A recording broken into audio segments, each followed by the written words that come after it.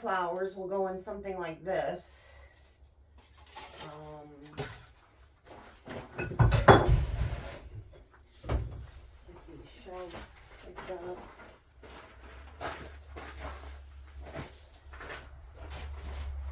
What a mess.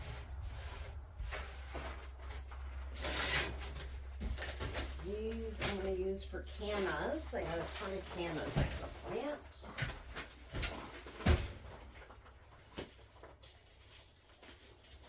Soil in these pots, decorations, pots.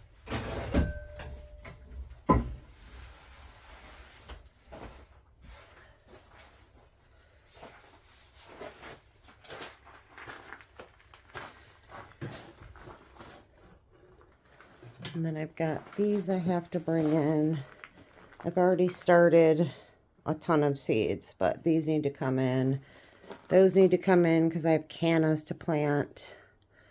I need to get all of these pots down below so I can fill them with flats. These shelves will stay. I've got stuff up here I need to get down. All of these pots need to go down below. So, I guess there's no time like the present. Time to get going. Alright. This stuff out of my way.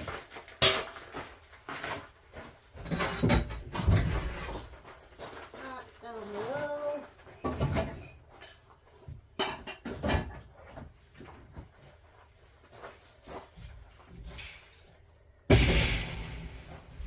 All these cute decorations. Gotta find a home for this stuff. And this isn't it.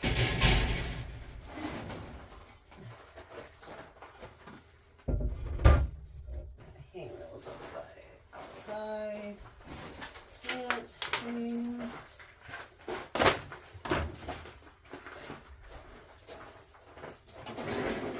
Decorations.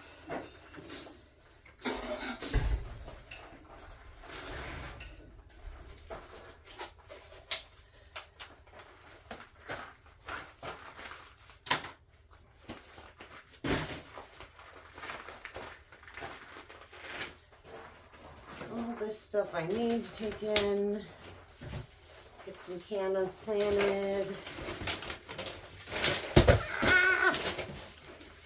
So that'll go over here for indoors.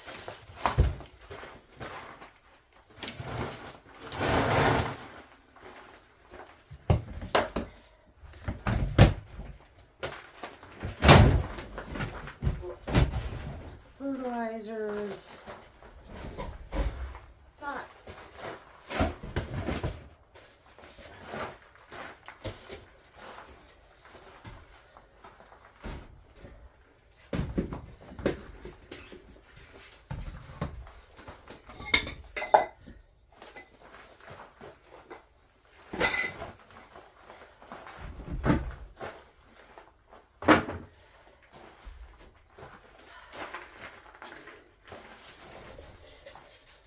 Herb box.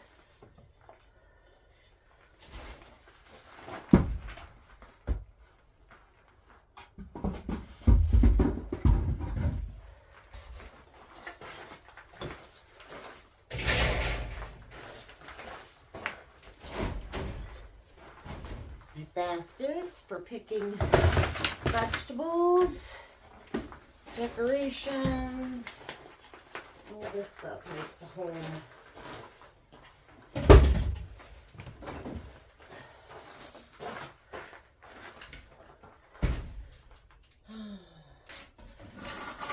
All my clips.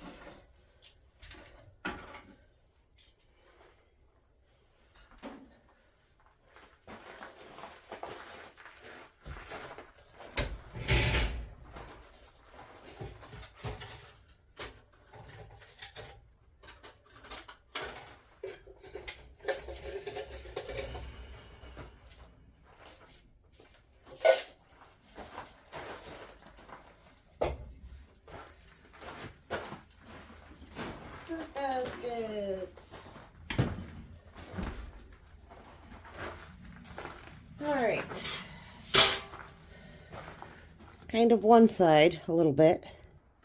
Okay, so what I did is I cleaned this all up, so that's a little bit more organized. If I need any of these, I have them.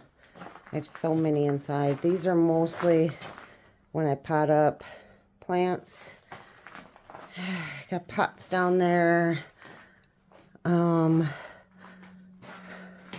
The shelves all cleaned off, minus the bucket for the irrigation. Move the shelf over here, so all of these items on the shelf need to go in the house so I can plant a few things up there.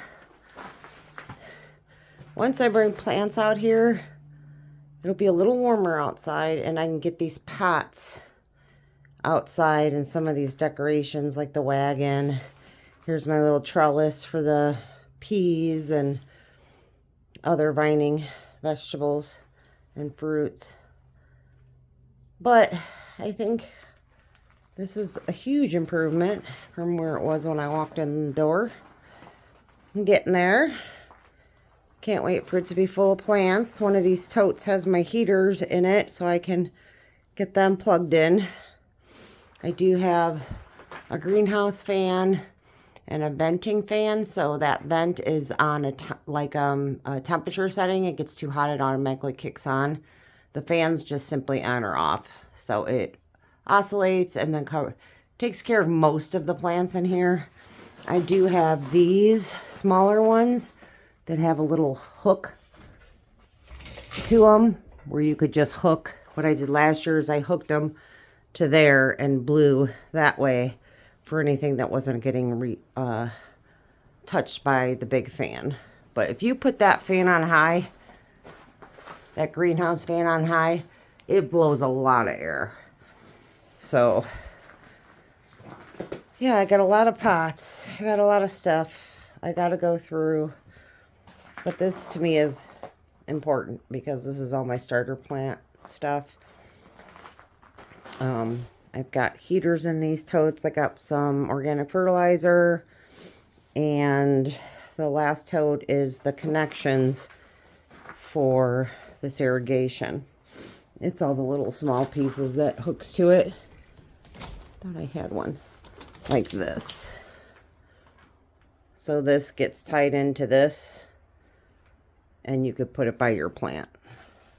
So all plants are individually watered, which I like, as opposed to a soaker hose. Just seems like it's a waste of water.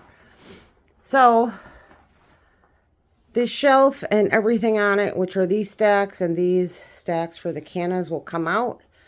And then those totes will probably get tucked in underneath once it gets a little warmer out and I get these pots out. But other than that, I mean, I still got to pick up a little bit. I got to get these tables cleaned off. I'll bring the leaf blower out and just blow everything. And yeah, see, I've got a fan up there, hooked up there. So I do have power, obviously, in here. And heat when I need it, which I'm hoping I don't have to turn on until March. But it works fantastic. I could show you that heater when it gets closer. But for now, that's about it. Obviously, still snow out there. Today is February 1st. So I still have a lot of seedlings to start. I probably have 200 seedlings I'm starting. From perennials to annuals to all my garden vegetables. At least that much. At least 1,000. But that's okay. I like to give the plants away. I like to help people out. So it's all good. And it's fun. I get my hands in the dirt. And all is good. So, but yeah, as you can see, this is all, these stained glass windows were just pieces that we had. My husband did construction, Dave did construction, so we had, leftover stuff. This one on this wall just looks so pretty when the sun's shining. And this is the north side, so it doesn't get the sun that it truly needs to sparkle. But it looks really pretty in here. So this is the counter, and then I made this a counter from our business when we closed it in Rockford, and no, it's not waterproof, but it's a good little potting area for me until I can't use it anymore. Then it goes to the 2x4 framing. So if I water, everything drains through.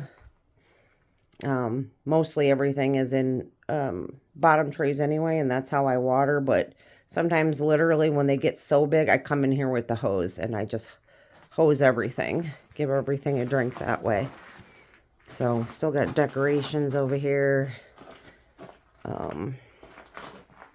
But these will come out soon. The wagon will come out soon. Most of these pots will come out soon.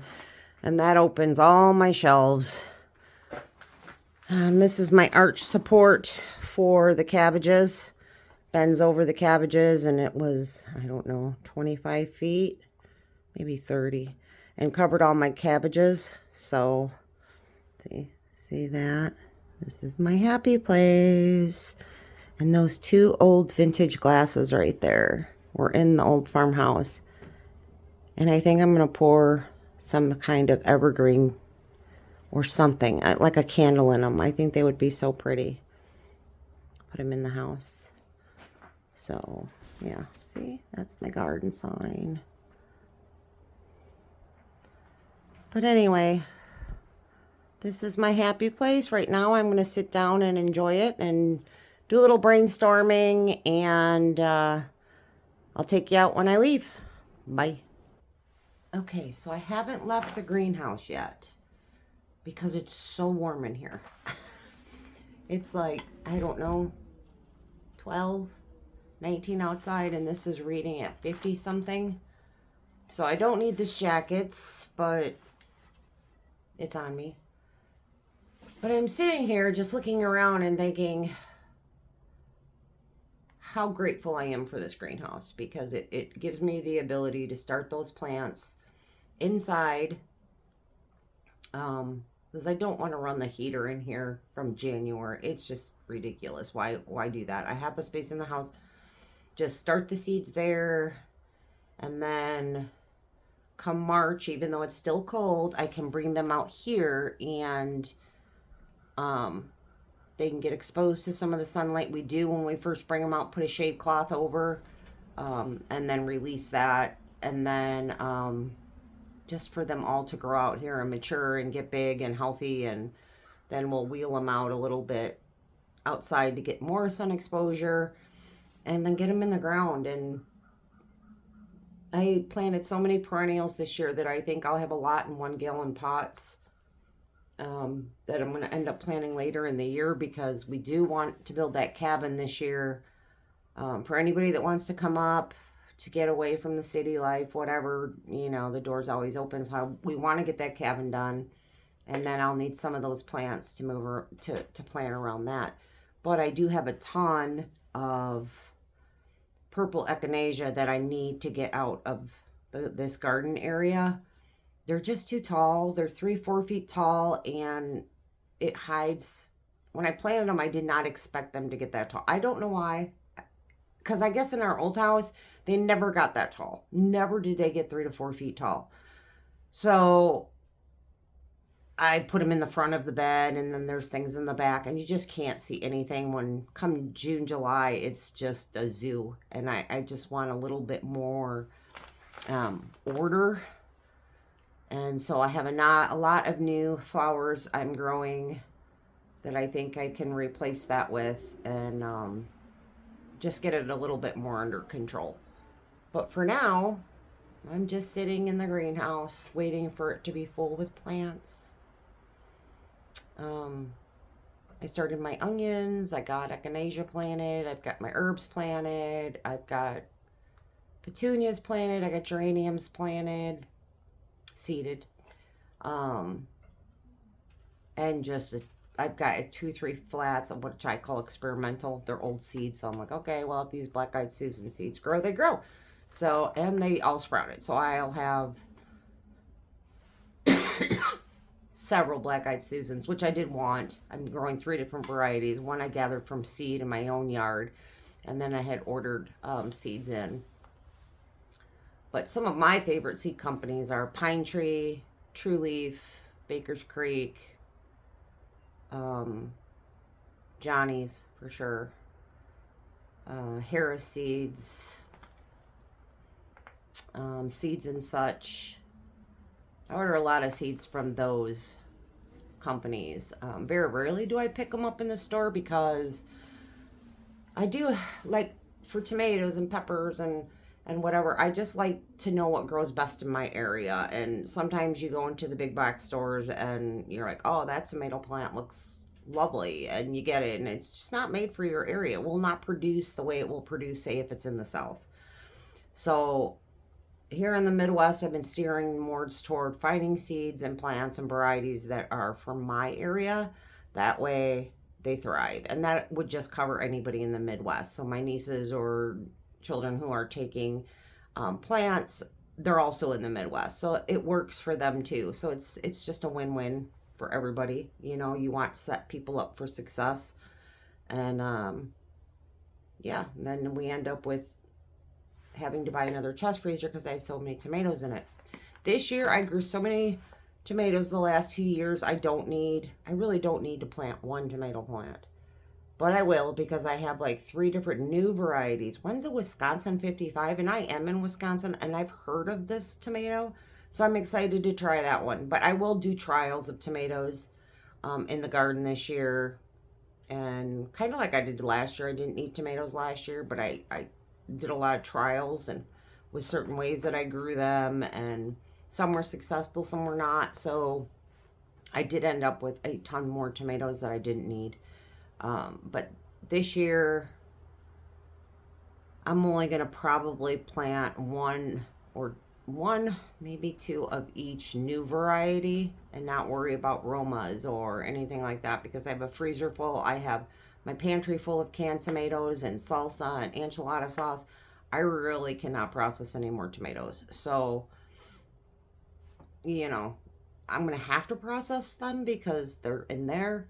So, I will, but yeah, unless I start giving away some of the processed stuff and then start over, which I could do too.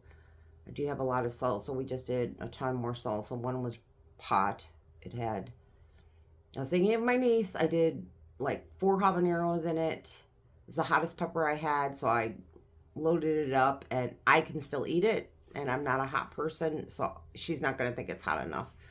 My daughter likes a kick, but I don't think it's going to be hot enough for her either. So either way, it's all edible. It's all good. It's great. So for now, I'm just going to sit here in this greenhouse and just imagine it full of green plants and yeah, enjoy the warmth in here. It's nice. I feel like it's a little bit of touch of spring in here because it's so nice. But anyway, let me know what you're growing. If you're in the Midwest, what have you started to grow from seed? I do have, like I said, I've got a stack literally, well, in all honesty. The stack of seeds I've yet to plant are probably this big. And it's just flowers. Stuff that I trialed last year for flowers. The stock flowers. If you have never planted stock flowers, you need to plant stock flowers. They come in several different colors. I had apricot last year, and the smell on them, it's like nothing you've ever smelled before. So get some stock flower seeds. Plant them in the spring in the ground or plant them ahead of time. They're amazing. This year I got another one. I think it's purple, a purple and an apricot. They are just incredible. Got baby's breath. I got forget-me-nots. It reminds me of my parents. Can't help it. Forget-me-nots. Dianthus. I got to plant more tick seed. Just, you name it. I grow it. Do I need it all? Absolutely not. Do I give it a lot of it away? Absolutely. But I don't know. When I was younger, and I loved to garden and just couldn't afford you know, and I did. I would go into the greenhouses, that not necessarily the big box stores, but the some big box stores. But then I would hit up my local nurseries, and we would probably fill a van twice and spend, you know, 600 plus every year on plants for the garden, plants for the pots for the deck, etc. I'm not saying I don't spend that this year doing it from seed by the time you buy the dirt and the pots and this, but you end up with so many more plants you can't touch. You can't even touch that price.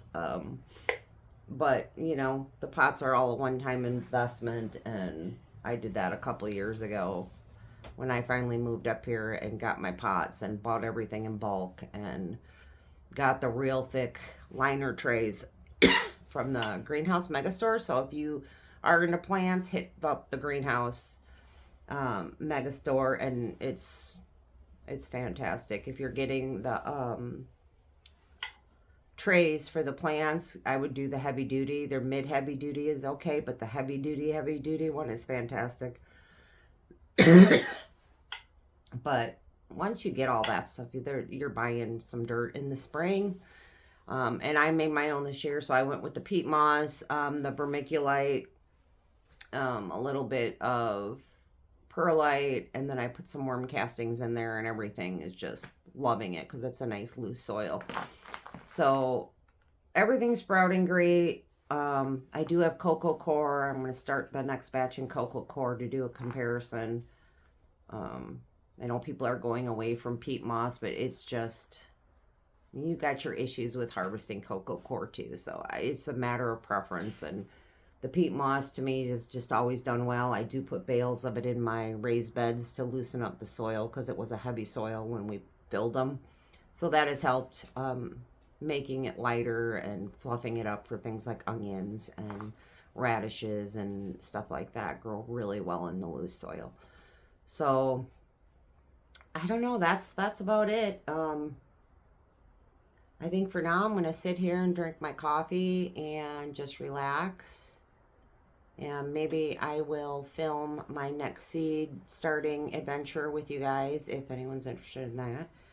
I think I will film it only because I want it for my own records, which is mainly all of our videos is just to look back on and see what we planted, when we planted it, how we fixed this, how we repaired that. I mean, we'll probably do some footage when we build the cabin,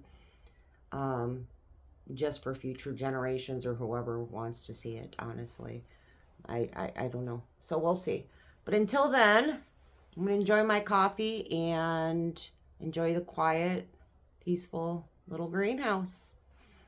So hopefully you're doing good, and we'll talk to you later.